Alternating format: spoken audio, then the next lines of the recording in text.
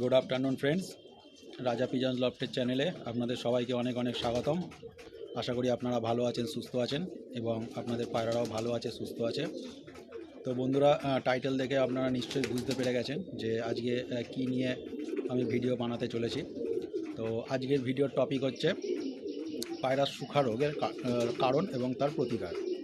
তো বন্ধুরা, পায়রার সুখা রোগ বলতে সত্যিকারের কোনো পার্টিকুলার কোনো রোগ হয় না। এটা বিভিন্ন কারণে হয়ে থাকে। যেমন যদি পায়রাটার ঠান্ডা লেগে থাকে, আপনি যদি পায়রাটিকে ঠিকমতো ট্রিটমেন্ট করতে না পারেন, চিকিৎসা করতে না পারেন, সেক্ষেত্রে পায়রাটি আস্তে আস্তে ভেতর থেকে শুকিয়ে শুকিয়ে সুখারোগের দিকে চলে যেতে পারে। সুখারোগ মানে হচ্ছে পায়রার পেটে যে হাড্ডিটা থাকে, যেটাকে আমরা সিনার হাড্ডি বলি, তার দুপাশে যে মাসল থাকে, সেই মাসলগুলো যখন শুকিয়ে যায় তখন সেই হাড্ডিটা বাইরের দিকে বেরিয়ে আসে এবং পায়রাটার ওয়েট লস হয়ে যায়। তো তখনই আমরা বলি পায়রাটা সুখারোগ হয়েছে। তো এটা একটা কারণ, ঠান্ডা লেগে পায়রার সুখারোগ হতে পারে, এটা একটা কারণ। দ্বিতীয় কারণ হচ্ছে যখন পায়রার গ্রিন ডায়রিয়া হয়, সেক্ষেত্রে পায়রাটি আস্তে আস্তে সুখারোগের দিকে চলে যেতে পারে। আপনি যদি প্রপার ট্রিটমেন্ট না করেন তাহলে পায়রাটি সুখারোগের দিকে চলে যেতে পারে। তো আর তৃতীয় কারণ হচ্ছে পায়রার শরীরে জলের ভারসাম্যহীনতা, অভাব। মানে পায়রার শরীরে যে পিএইচ ব্যালেন্স হয়, জলের যে ভারসাম্যতা হয়, সেটা যখন ডিসব্যালেন্স হয়ে যায়, সেক্ষেত্রে পায়রার সিনার যে দুপাশে যে মাসল থাকে সেগুলো শুকিয়ে গিয়ে পায়রা সুখারোগের দিকে চলে যেতে পারে। তো এই মূলত তিনটি কারণ থেকে পায়রার সুখারোগ হতে পারে। তো এটা দিয়ে ভয় পাওয়ার কিছু নেই, এটা খুব সিম্পল একটা ব্যাপার। শুধু আপনাকে আইডেন্টিফাই করতে হবে যে পায়রাটার কী কারণে শুকা হয়েছে। পায়রাটার কি ঠান্ডা লেগে শুকা হয়েছে, নাকি ডায়রিয়া থেকে শুকা হয়েছে, নাকি পায়রার শরীরে জলের ঘাটতি থেকে পায়রাটা শুকা হয়েছে। আপনি যত তাড়াতাড়ি এই তিনটে বিষয়ের মধ্যে যে কোনো একটা বিষয় আইডেন্টিফাই করতে পারবেন, তত তাড়াতাড়ি আপনি ট্রিটমেন্ট শুরু করতে পারবেন এবং তাড়াতাড়ি আপনার পায়রাটি সুস্থ হয়ে যাবে। তো এরপরেও যদি আপনাদের পায়রাদের সুখারোগ হয়, তো সেক্ষেত্রে আমি একটা ছোট্ট টিপস আপনাদের সঙ্গে শেয়ার করছি। আপনারা সবাই কিশমিশ চেনেন, মুদিখানা দোকানে খুব সহজেই পাওয়া যায় কিশমিশ। কিশমিশ নেবেন এবং কালো তিল নেবেন। তিল দু ধরনের হয়, একটা সাদা তিল, একটা কালো তিল। আপনারা কালো তিলটাই নেবেন।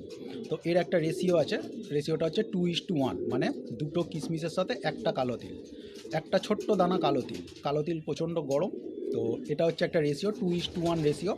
আপনারা যদি দুটো কিশমিশ নেন তাহলে একটি কালো তিল নিতে হবে, যদি 4টি কিশমিশ নেন তাহলে দুটো কালো তিল নিতে হবে। এইভাবে আপনাকে রেশিওটা মেনটেন করতে হবে।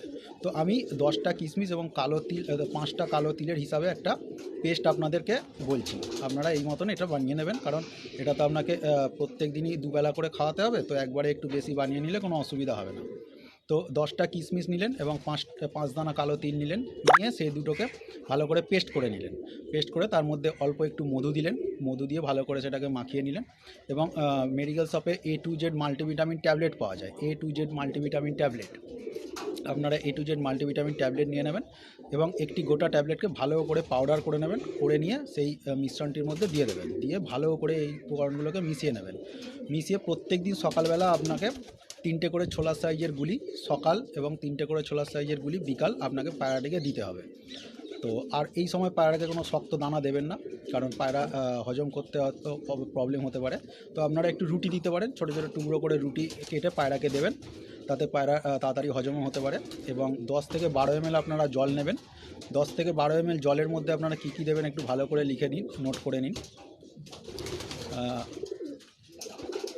4 ফোঁটা ব্রোটন দেবেন, তার মধ্যে 4 ফোঁটা ব্রোটন দেবেন।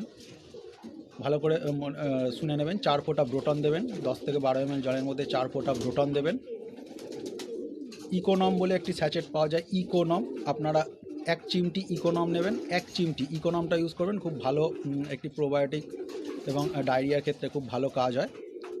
কারণ সেই সময় তো পায়রা জলের মতো পটি করবে যখন শুকা হবে বা চুনচুন পায়খানা করবে, তো এটা খুব কাজের উপকার হবে পায়রার ক্ষেত্রে। তো 1 চিমটি ইকোনম ওই জলের মধ্যে দিয়ে দেবেন, 4 ফোঁটা ব্রোটন দেবেন। আইসক্রিমের চামচের হাফ চামচ ওর মধ্যে আপনারা ওআরএস দেবেন। এবং অফ্লক্সাসিন এবং মেট্রোনাডাইজাল সাসপেনশনের যে কোনো আপনারা সিরাপ নেবেন। আমি সাজেস্ট করব OFM বলে একটা সিরাপ পাওয়া যায়, OFM। আপনারা সেই সিরাপটি ইউজ করবেন। সেই সিরাপে 4 ফোঁটা সেই জলের মধ্যে দিয়ে দেবেন। তাহলে ব্রোটন দিলেন 4 ফোঁটা, 1 চিমটি দিলেন ইকোনম, আইসক্রিমের চামচের হাফ চামচ দিলেন ওআরএস এবং OFM এর 4 ফোঁটা সেই জলের মধ্যে দিয়ে দিলেন, দিয়ে পায়রাটিকে দিয়ে দিলেন। তো এইভাবে কন্টিনিউ আপনাকে 6-7 দিন করতে হবে, কন্টিনিউ দুবেলা করতে হবে। অল্প করে রুটি দেবেন, 3টে ছোলার সাইজের যে কিশমিশের পেস্টটা বানিয়েছেন ছোলার সাইজের 3টে করে গুলি পায়রাটিকে দেবেন, এবং এই জলটা যেরকম বললাম ওষুধগুলোর পরিমাণ মতো নিয়ে জলটা বানিয়ে আপনাকে ইউজ করতে হবে। তো দুবেলা আপনি যখন ইউজ করবেন 6 থেকে 7 দিন, আস্তে আস্তে দেখবেন আপনাদের পায়রাটা সুস্থতার দিকে এগিয়ে যাচ্ছে।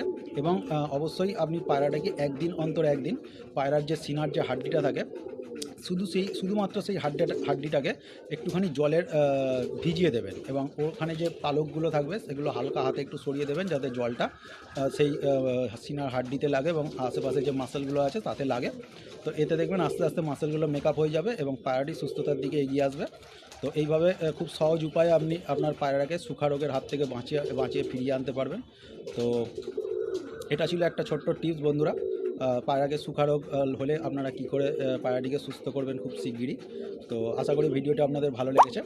তো যদি ভালো লেগে থাকে একটা লাইক করে কমেন্ট করে অবশ্যই আমাকে উৎসাহিত করবেন, যাতে আগামী দিনে আরও এরকম নতুন নতুন ভিডিও আমি বানাতে পারি। তো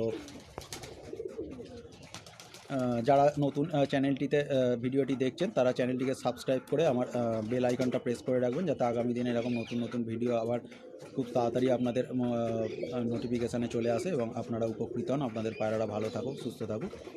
তো আজকের ভিডিওটা এই পর্যন্তই বন্ধুরা, ভালো থাকবেন, সুস্থ থাকবেন এবং আপনাদের পায়রারাও যাতে ভালো থাকে, সুস্থ থাকে সেই কামনা করি। জয় হিন্দ।